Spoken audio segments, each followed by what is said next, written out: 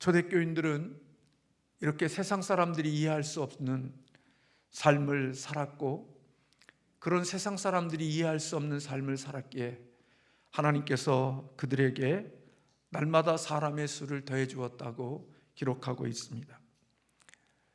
그들은 세상 사람들이 가지지 못한 사랑이 그들에게 있었고, 믿음이 있었고, 또 그 믿음이 있었기에 그들은 함께 모여 하나님의 영광을 위하여 살아갈 수 있는 자들이 되었습니다.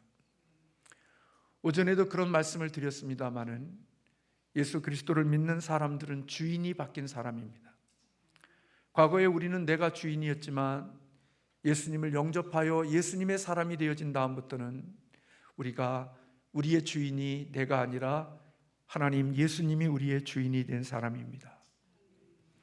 가치관이 달라졌고요, 바라보는 것들이 달라졌고요, 생각이 달라졌고요, 우리의 시선이 달라진 사람들, 그들이 바로 예수 그리스도를 믿는 사람들이라고 볼 수 있습니다. 이름과 몸뚱아리와 삶의 외형적인 것에는 변화된 것이 없지만 우리의 내면에 있는 모습 속에서는 너무나도 많은 변화가 일어난 사람들, 그게 바로 그리스도인들입니다. 잘 가르쳐 주지 않았고, 잘 듣지 않았고, 잘 배우지 않았기에 우리는 내게 일어난 일들을 다 알지 못하고 사는 거죠. 나라가 해방이 되었음에도 불구하고 해방된 소식을 알지 못하기에 산과 골짜기에 숨어서 매일매일의 불안함과 초라함으로 살아갔던 사람들이 있었던 것처럼, 오늘 우리가 옛사람에서 이제는 변화되어 하나님의 사람이 되어졌고, 이제는 내가 주인이 아니라 하나님이 나의 주인이 되어진 이 사실과 이 놀라운 변화를 내가 인지하고 느끼고 살지 못하는 모습들이 우리의 삶에도 있다고 생각이 됩니다. 하나님이 우리 주인이 되었기에 우리의 시선은 이 땅에만 고정하지 않고 우리의 눈을 들어 하나님을 바라보고 하나님께 마음을 두고 살아가는 자들이 되어졌죠. 골로새서에 있는 말씀같이 너희가 구원을 얻었고 너희가 새 생명을 가졌으면 위의 것을 생각하고 살라는 말씀과 같이 우리는 예수 그리스도가 우리의 왕이 되었고 우리의 구원자가 됐기에 우리의 마음이 이 땅이 전부가 아니라 이 땅에도 우리의 마음을 두고 살지만 그것보다는 더 높은 하늘나라를 바라보고 하나님께 시선을 두고 이 땅을 살아가는 사람들이 되어진 거죠. 그렇기 때문에 우리는 이 땅을 살아가는 삶의 내용도 달라질 수 있는 것입니다. 구원받지 않는 사람들, 그들은 결코 이 땅의 삶이 시작부터 끝날까지 결코 삶의 변화라는 건 없어도 예수 그리스도를 믿는 사람들에게는 삶의 내용들, 삶의 모습들이 달라지는 것이지요. 초대교인들은 예수 그리스도를 통하여 구원을 받고 예수 그리스도를 통하여 은혜를 입은 하늘나라의 시민이 되어진 다음부터 그들은 하나님을 예배하는 일을 위해서 열심히 모였습니다. 그들은 공모임에 열심히 참석했고, 그렇게 할 수 있었던 것은 우리의 인생의 주인이 하나님이시기 때문에, 우리의 인생의 목적이, 우리의 인생이 살아가는 이유가 하나님의 영광과 하나님을 기쁘시게 하고 하나님을 영화롭게 하는 것이 우리의 삶의 목적이 되어졌기에 우리는 끊임없이 하나님을 예배하는 자리를 사모하고 예배하는 자리에 모일 수밖에 없는 것입니다. 우리가 하나님 앞에 주인 되심을 인정하고 살아가는 것, 그리고 그것을 우리가 표현하는 것은 바로 예배라고 볼 수 있는 것입니다. 예배는 구원의 은혜를 받은 자가 그에 대한 응답으로 하나님께 감사하고 경배하며 그분의 말씀을 듣고 그분의 임재를 경험하며 그분을 찬양하고 기뻐하는 행위, 그게 바로 예배라고 볼 수가 있습니다. 그래서 구원받은 사람들에게 있어서는 예배는 생활의 방식이고 삶의 한 부분이 되어지는 것입니다. 주일에도 오늘 이렇게 모여서 하나님을 예배하지만 우리가 세상에 나아가서도 역시 우리의 마음속에는 하나님을 기억하고 하나님의 은혜에 대하여 감사하고 경배하는 마음을 가지고 우리의 인생을 살아가는 자가 되어지는 거죠. 민수기의 말씀을 우리가 함께 나누면서 민수기 27장인가에 28장인가에서 하나님이 이스라엘 백성들에게 드려야 되는 제사에 대한 이야기를 말씀하시면서 하나님은 이스라엘 백성들이 하나님 앞에 드려야 될 상번제 그리고 안식일, 하나님 앞에 드리는 그러한 절기들, 그런 것들은 그들의 삶 가운데 속에 일상이어야 함을 우리에게 가르쳐 주셨죠. 아침에 해가 뜰 때부터 하나님께 드리는 제사, 그리고 한우의 해가 지기 전에 드리는 상번제의 제사가 제사장에 의하여 매일매일마다 반복되어지는 제사를 드렸습니다.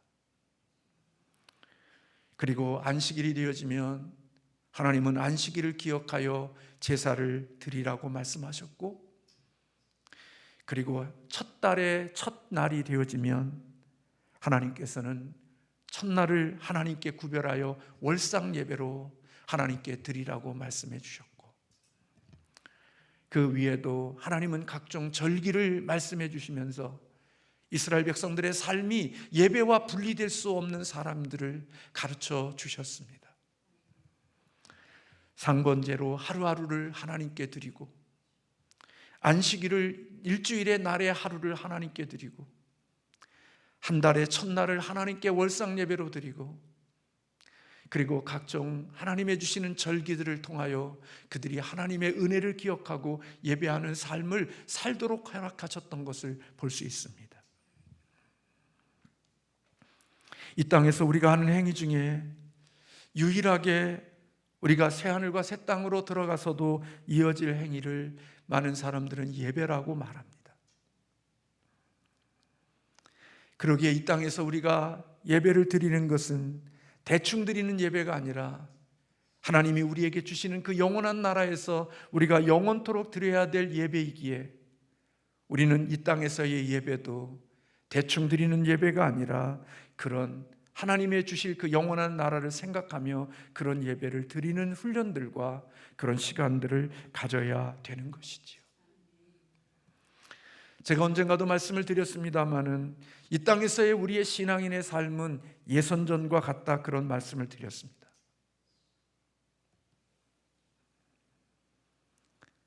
예선전을 통과하지 못하는 신앙인, 이 땅에서 예선전을 통과하지 못한 선수는 본선에 들어갈 수가 없고 본선에서 경기할 수 있는 자격조차를 얻지 못하는 것처럼, 이 땅에서의 그리스도인의 삶으로서의 예선전에 하나님이 보시기에 합격하는 그런 것들이 들어가지 못하면 우리는 저 영원한 천국의 본선인 그 천국에 들어가기가 어려울 수도 있다는 이야기를 제가 말씀드렸고, 저도 그런 글을 읽어봤습니다.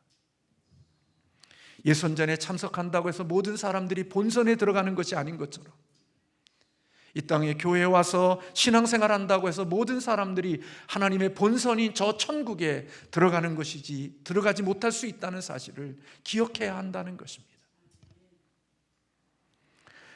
천박한 예배를 드리고 허잡한 예배를 드리면서 우리는 저 영원한 하나님 나라에서 그 하나님과 함께 영광스러운 예배를 드릴 수 있다고 생각하고 살아가는 것은 우리가 주의해야 할 것이라고 말하는 분들이 있습니다.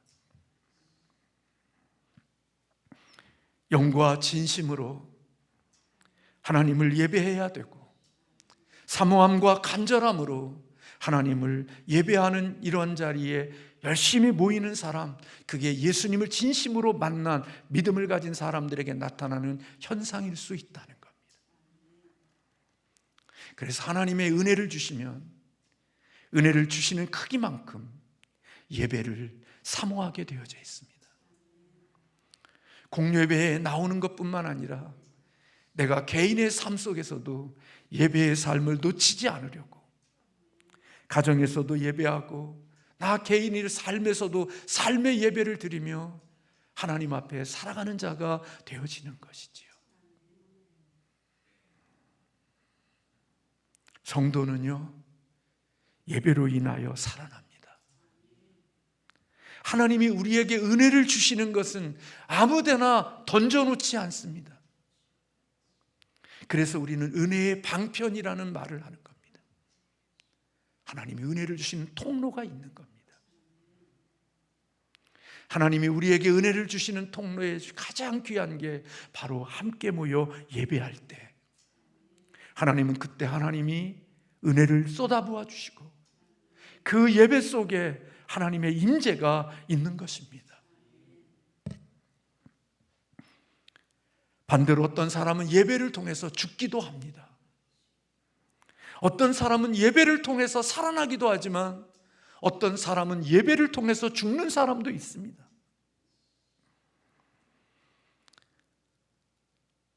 그래서 유대인들은 안식일을 지킬 때마다 그들은 금요일 저녁이 되어지면 해 떨어진 때부터 안식일을 준비하고 그 예배를 준비하는 삶을 살았던 모습을 볼 수가 있는 거죠. 오늘 우리가 읽지는 않았지만 그들은 오늘 모든 사람들이, 믿는 사람들이 다 함께 있어 모든 물건을 서로 통용하고 재산과 소유를 팔아 각 사람의 필요를 나눠주며 날마다 마음을 같이하여 성전에 모이기를 힘썼다 그랬습니다.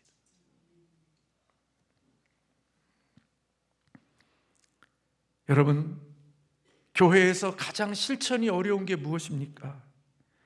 모이는 것입니다. 주일 예배에 정성도가 모이는 것이 쉬운 일이 아닙니다.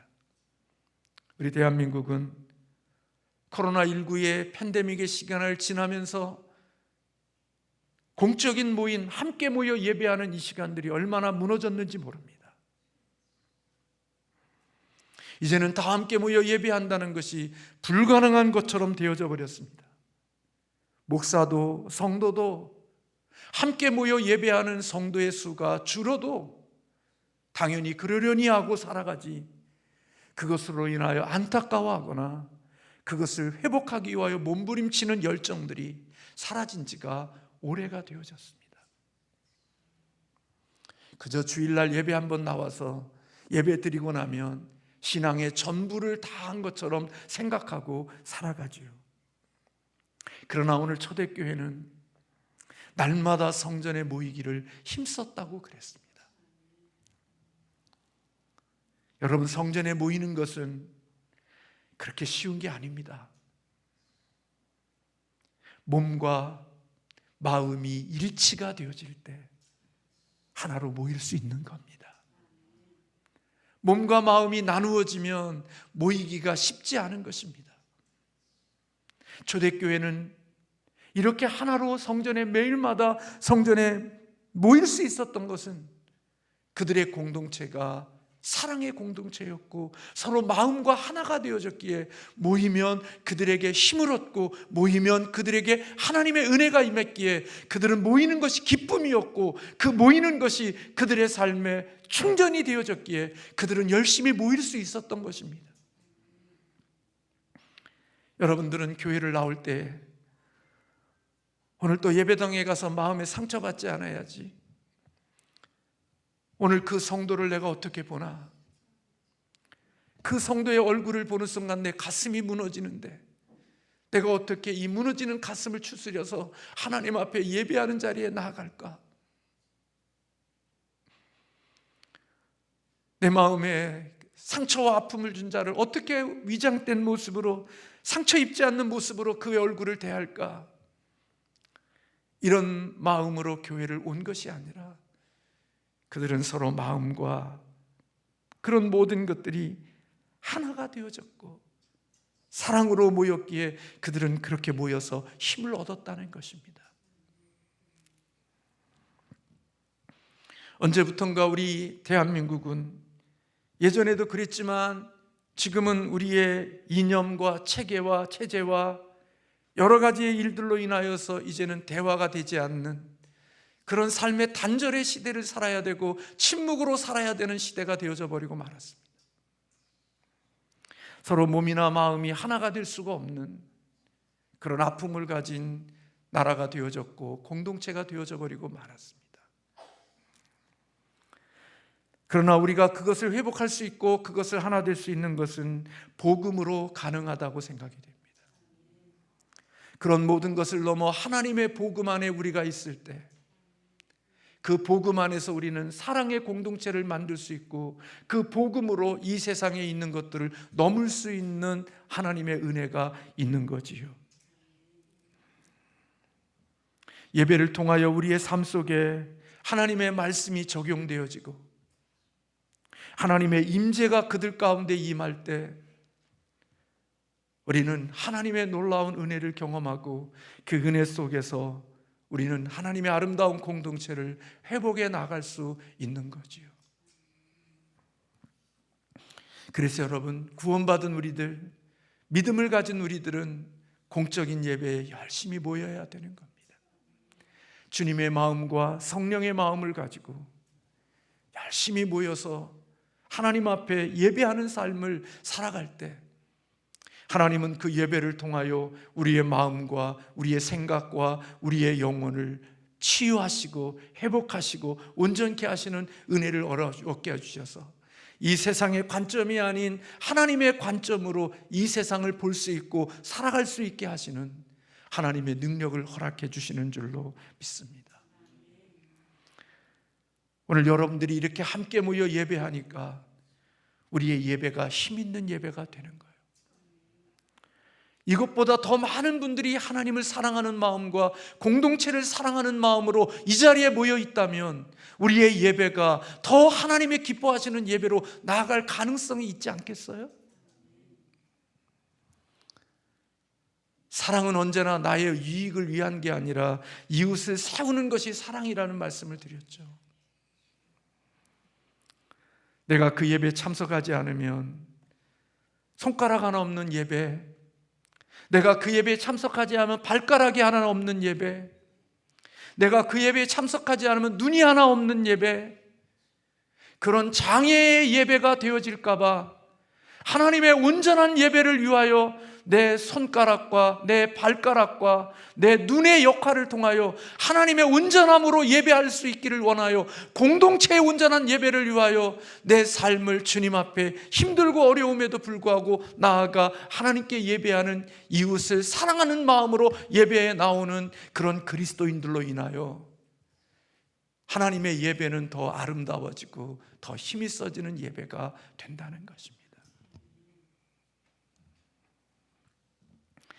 우리들의 신앙은 나 한 사람에게 고정되어져 있지요. 내가 받는 은혜, 내가 받는 축복, 내가 누리는 기쁨, 이것 위에는 넘지 않습니다. 그러나 진정한 그리스도인의 삶은 그것을 넘을 때 하나님의 은혜를 맛보는 거지요. 나를 위하여 주님께 예배할 때도 하나님의 은혜가 있지만 내가 아닌 이웃을 위하여 공동체를 위하여 예배하는 자로 그 곁에 있을 때 하나님은 은혜를 주시는 겁니다. 그러므로 여러분, 저와 여러분 공적인 예배에 열심히 참석하기를 주님의 이름으로 축원합니다. 직장 생활하느냐고 수요 모임이나 금요 모임에 오실 수 없죠. 분주한 삶을 살아가느냐고 새벽에도 올 수도 없는 분들도 계실 겁니다. 그러나 하나님이 이런저런 여건과 형편을 주셔서 하나님 앞에 예배할 수 있는 시간과 예배할 수 있는 그런 환경을 허락해 주시면 우리는 그냥 그렇게 집에서 텔레비전 보고 유튜브 보고 어떤 곳에 가서 내 기쁨을 위해서 살아가는 게 아니라 내가 하나님 앞에 예배할 수 있는 환경이 되어진다면 나를 위해서가 아닌 나를 넘어서 우리 하나님 나라의 교회의 유익과 믿음의 공동체를 위하여서 힘껏 나올 수 있는, 힘써 모이는 교회가 될 수 있기를 주님의 이름으로 축원합니다. 하나님은 그때 성령의 기름 부으심이 있고 우리 가운데 하나님의 놀라운 은혜를 베풀어 주실 줄로 믿습니다. 요즘 새벽 예배를 드리면서요, 추우니까요 빠지시는 분들도 있고 수술하는 분도 있고 그래서 빈 공간들이 많아서 때로는 마음이 아프고 슬플 때도 있지만요, 보이지 않던 분들이 보여서 얼마나 힘을 얻는지 몰라요. 안 보이던 분이 새벽에 나와서 함께 말씀을 듣고 기도하는 분을 보면 에너지가 충전이 되어지는 거예요. 여러분이 한 자리를 지키는 게 목사의 힘들고 어려운 이 어깨를 다시 올려놓는 하나님의 은혜가 된다는 거 기억하시나요?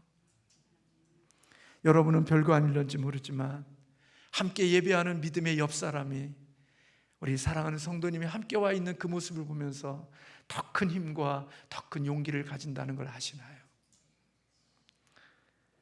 예수 그리스도를 믿는 사람들은 그래서 그렇게 모이는 겁니다. 집에 가도 할 게 없고 기껏 해봤자 텔레비전 보는 것이 전부임에도 불구하고 하나님 앞에 모여 예배하는 그 시간을 빼먹고 자기의 삶을 산다고 하면 그 기쁨의 시간이 얼마나 대단하겠어요. 우리 2025년에는 우리 온 성도들이 우리 공예배에 열심히 모이는 은혜가 있기를 주님의 이름으로 축원합니다. 교회의 목사나 교회의 중직자들, 교회의 일꾼들, 구역장님들, 교사들, 하나님의 사람들, 리더들, 그분들이 교회에 와 있는 것을 보아야 구역 식구들이 우리 구역장님도 와 계시네, 그럴 거 아니에요.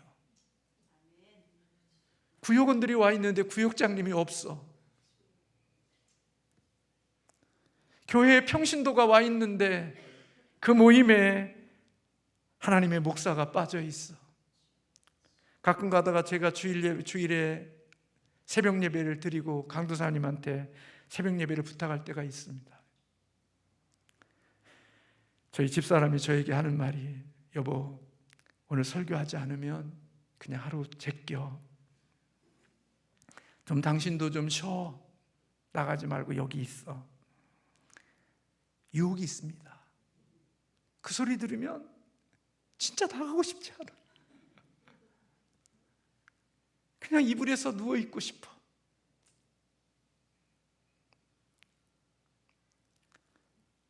대단한 사람은 아니지만 그래도 함께하는 한 사람이라도 더 더해야지 하는 마음을 가지고 옷을 추스리고 나올 때들이 있습니다.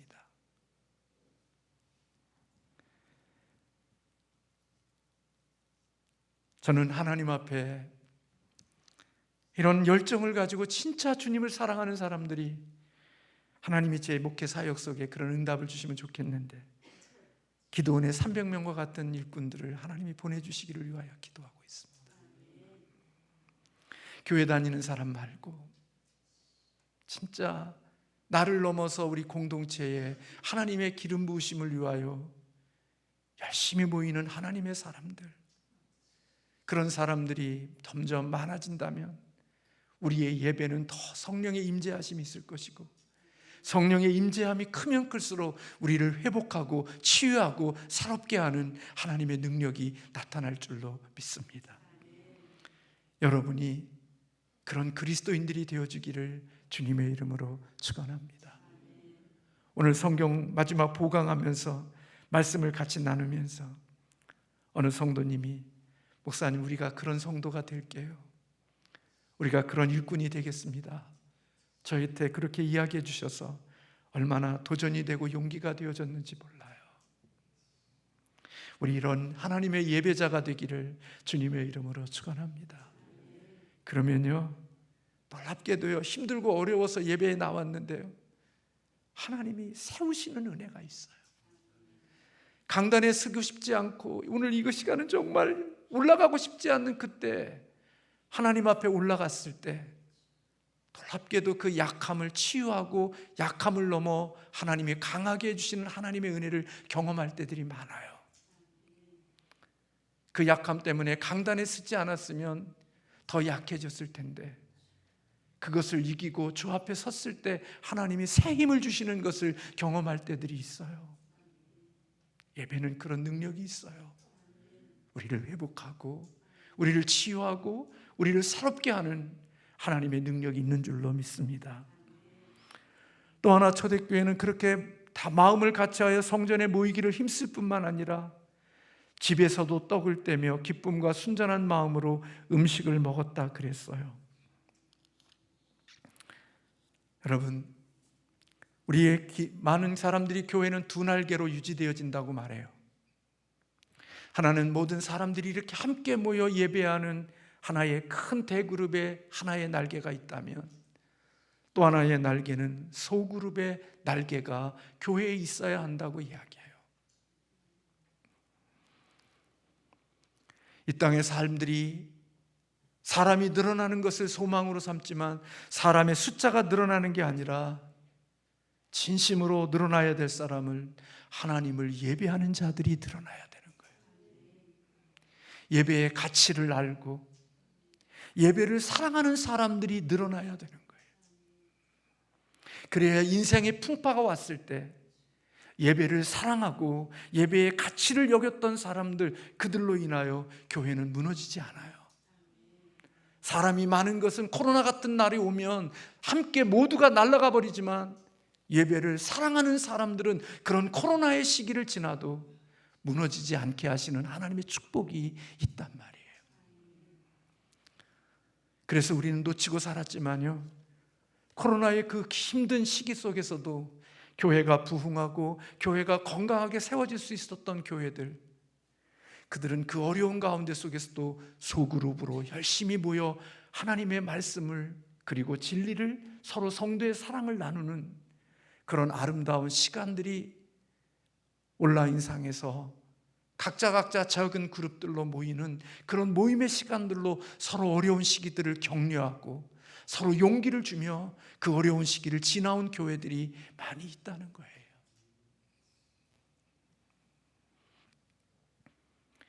크리스천은요, 혼자서 세워가는 게 아니에요. 영적으로 성장하는 것은요, 다른 성도들과 어울리고 다른 성도들과 함께 뿌리를 내리고 예수와 함께 되도록 서로 동기를 부여해주는 한 몸이 되어져 있어야 되는 거예요.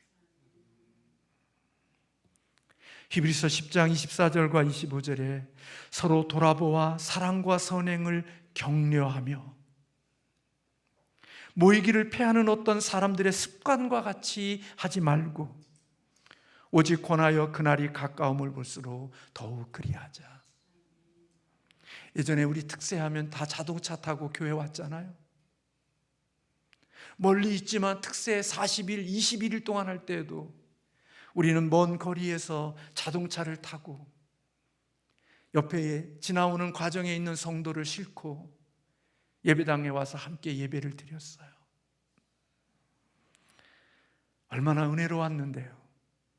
40일 특별 새벽 기도를 하면서 은혜가 많았고요, 20일 동안 함께 기도하면서 우리에게는 하나님의 주시는 은혜들이 많았어요.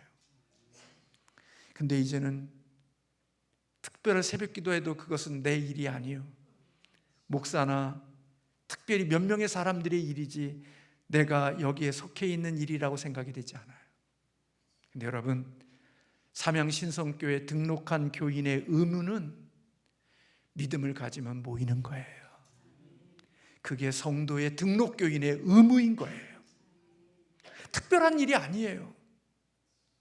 구원받은 성도, 삼양신성교회 등록교인으로 되어져 있다면 교회가 줄 수 있는 게 많지 않더라도 교회가 줄 수 있는 것들을 뭔가 하나라도 받고 산다면, 우리나라가 이 국가의 혜택을 받으면 의무가 있는 것처럼 삼양신성교회 등록교인이라면 모여야 되는 의무가, 책임이 있는 거예요.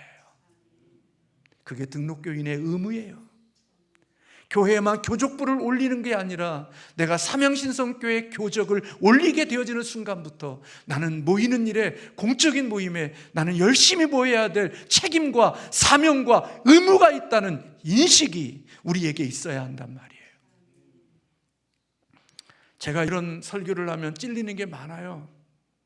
그래서 더 강하게 하지 못해요.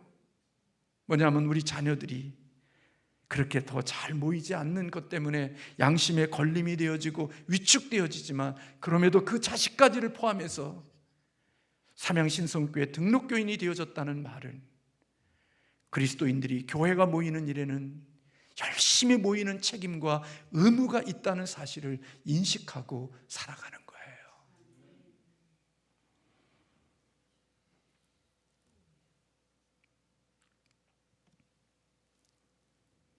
신앙은요, 나 혼자 열심히 생활한다고 해서 신앙생활이 되는 게 아니라 소그룹에 들어가서 서로 빚어져야 되는 거예요. 서로 구르다 보면 모난 것도 깎아질 수 있고 내게 없는 남들의 것들을 보면서도 깨달아지는 은혜가 있는 거지요. 그래서 여러분, 그리스도인들은요, 우리의 소그룹은 목적이 있는 소그룹이에요. 개모임이나 동창회나 동의회 같은 모임이 아니에요. 우리 예수 그리스도 삼양신성교인들이 모일 때는 그 한쪽에는 공예배로 하나님께 모든 사람들이 모여 충만함의 예배로 하나님께 나아간다면, 또 하나의 날개의 소그룹으로 모일 때는 그 모임 속에는 목적이 있는 모임이라고요. 동의회와 같고 동창회와 같고 세상의 취미그룹과 같은 그런 모임으로 모이는 모임이 아니라, 우리 삼양신성교회 교인들이 소그룹으로 모일 때에는, 구역으로 모이든 기관으로 모이든 어떤 것으로 모이든 예수의 이름으로, 교회 이름으로 모이는 소그룹의 모임에는 그 중심 속에 목적이 있어요. 그 목적이 서로 가르침을 받으며 서로 성도들끼리 진정한 교제가 되어지며 떡을 떼며 서로 격려하며, 그래서 하나님을 중심에 두고 예수님을 중심에 두고 주님을 모시고 모여지는 모임이 바로 그리스도인들의 소모임이란 말이에요. 그 속에 주님이 빠지면, 아니 여기에 모여 있는데 여러분들이 동창회나 세상의 직장이나 어느 곳에 가서도 여러분들이 그런 모습들을 나타내지 않아도 상관없어요. 그러나 우리 삼양신성교회 공동체 속에서 공동체의 이름으로 모이는 그 모임 속에는 언제나 누구를 빼놓아서는 안 되느냐? 그 모임 속에 예수님이 계셔야 되는 거예요. 주님이 중심에 계셔야 되는 거예요. 아, 여기 야유회 놨으니까 주님 없이 모이자. 아니요, 우리는 그렇게 모이지 않아요. 어떤 모임을 하든지 우리는 그 속에 예수님을 모시고 그 주님의 가르침, 교제, 격려, 사귐, 이 모든 것들이 예수 그리스도를 중심으로 서로 모여서 우리의 영혼을 세워가는 모임이 되어지는 게 바로 이 모임인 거예요. 신앙이 없는 사람은 거기서 예수를 빼려고 하죠. 아니요, 예수님이 없는 모임은 세상에 가서 할 수 있어요. 예수 그리스도 삼양신성교회 공동체로 이름으로 모이는 곳에는 언제나 그 속에, 그 소그룹에 목적이 있어야 된다고요. 초대교인들이 모여서 사도들의 가르침과 교제와 떡을 떼는 것과 기도하는 것이 그들의 모임 속에 떠나지 않는 거였어요. 그래서 여러분, 예수 그리스도의 이름으로 모인 어떤 소그룹들 가보면요, 카페에서도요, 자기들끼리 삶을 나누면서도 기도로 시작해요. 그들의 삶 속에는 세상 이야기, 정치 이야기, 그리고 사람 디스하는 이야기, 흉보는 이야기, 시부모, 시어머니, 친구 이런 것들, 세상 사람들의 이야기하는 게 아니고, 흉보는 이야기가 아니라 서로 격려하고 용기를 주고 힘을 얻고, 낙심한 자가 주님이 기뻐하시는 자리로 나아가도록 그들을 세우는 이야기들로 가득 채워져요. 근데 옆에서 권사님, 장로님, 집사님 그런 얘기하는데 세상에도 없는 그런 더러운 이야기들을 쏟아내고 있는 그 모습의 이야기를 듣고 있으라면 역겨워서 그 자리에 있을 수 없을 때가 있어요. 그때는 그냥 김씨 아저씨, 박씨 아줌마 그렇게 불러야지, 거기에서 왜 권사님이 나오고 장로님이 나오고 집사님이 나와요? 아니요. 저도 불행하게 많고 그렇게 하지 못하는 부분이 많지만 그리스도인들이 이름으로 모이는 곳에는 언제나 주님이 계시다는 생각을 가져야 되는 거예요. 그래서 그리스도의 가르침을 받아야 되고, 말씀으로 서로 나누고, 성도의 교제가 있고, 떡을 떼며 그리고 기도하는 이 삶이, 그 구역예배 모임 속에 그게 있잖아요. 말씀을 나누고 가르침을 받고 서로 격려하고 자기 삶을 나누고 기도하는 것으로서 하나님 예수님을 중심에 두고 우리의 인생을 서로 세워가는 일이 소그룹으로 모이는 목적이 이유란 말이에요. 그래야 치유가 돼요. 그래야 회복이 돼요. 그래야 살아나요. 기대가 되어져요. 그래서요, 교회는요, 똑똑한 교회보다 따뜻함이 있는 교회가 좋은 교회래요. 머리가 지성이 팡팡 도는 사람보다도 마음이 따뜻한 사람들이 있는 그곳, 그런 교회가 되어야 한대요.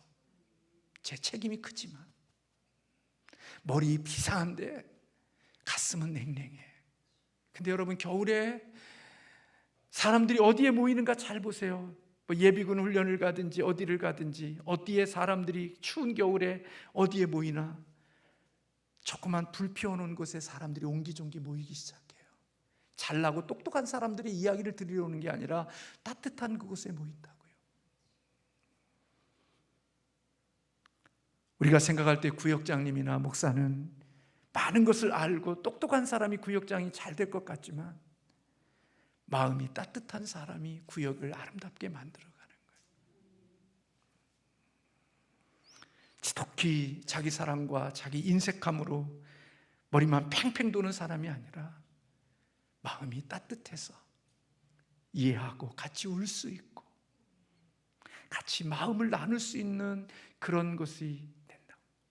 여러분, 상담할 때 상담하는 교수들이 가끔가다 이야기합니다. 와서 뭐 이야기하고 근데 자기는 한 말이 없대. 근데 교수님, 상담하는 선생님은 선생님 다 해결됐습니다 하고 간대. 지 이야기 지가 다 하고 다 해결됐다고 간대. 다 자기도 알아. 근데 들어줄 사람이 없는 거예요. 다 똑똑해서. 저도 그렇고. 그래서요, 저나 여러분이나 이런 좋은 소그룹의 이루어지기를 주님의 이름으로 축원합니다. 그런 여러분들이 거의 한 부분을 감당해 주시면 좋을 것 같아요. 그래서 여러분, 우리 교회는요, 세상 중심으로 모이지 않아요. 하나님 중심으로 모여요. 어떤 사람은 그래요. 우리 목사님은 우리가 밖에서 모이는 거 싫어해. 우리 목사님은 우리 밖에서 모이는 거 뭐 아주 불편하게 생각해. 모이지 말라고 해. 그러니까 우리 목사님 몰래 모여야 돼. 그리고 모이고도 우리 목사님 알면 큰일이야. 죽어. 우리끼리만 하는 거야. 제가 공산당 아니거든요. 교회를 사랑하고 교회를 세우고자 하는 사람들이 카페에서 모이면 어떻고, 탁구장에서 모이면 어떻고, 골프 치면서 모이면 어떻고, 자전거 타면서 모이면 어때요? 그 모임에 주님이 계시고 서로 모여서 그리스도인으로 서로 자라게 하는 곳에 모임이 있다면, 카페면 어떻고, 저기면 어떻고, 여기면 어떻고, 어디면 어때요? 어디든지 가도 그들의 모임 속에 그리스도인의 온전함으로 그들의 모임 속에서 회복되어진다면 어디를 가도 상관없어요. 가서 당을 만들고, 가서 사람들을 이상한 사람들로 만들어 놓고,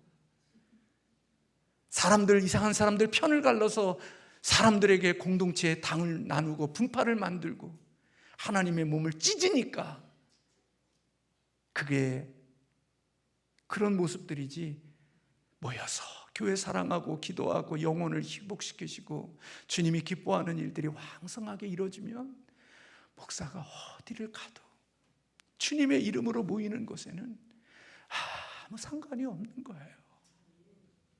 기쁨이 되는 거죠.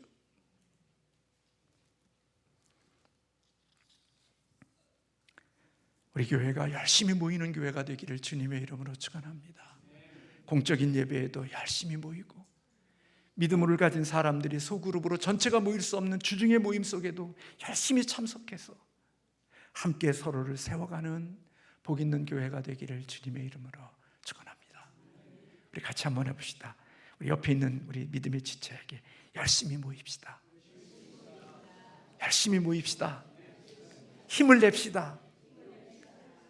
기도하겠습니다.